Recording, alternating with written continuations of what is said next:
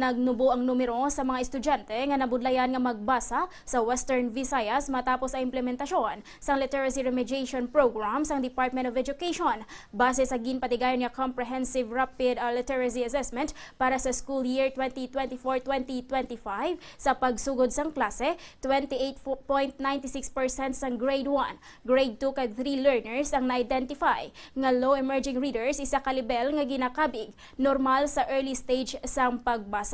Apang sang Marso sa katapusan sang programa, nagnubo ini sa 7.17%.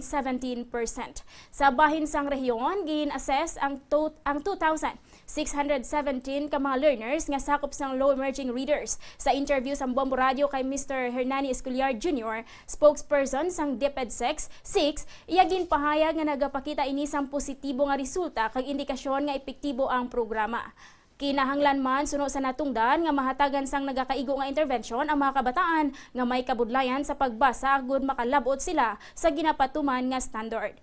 Every year we are doing assessment sa kung sino nga mga kabataan, particularly in comprehensive rapid literacy assessment or CRLA.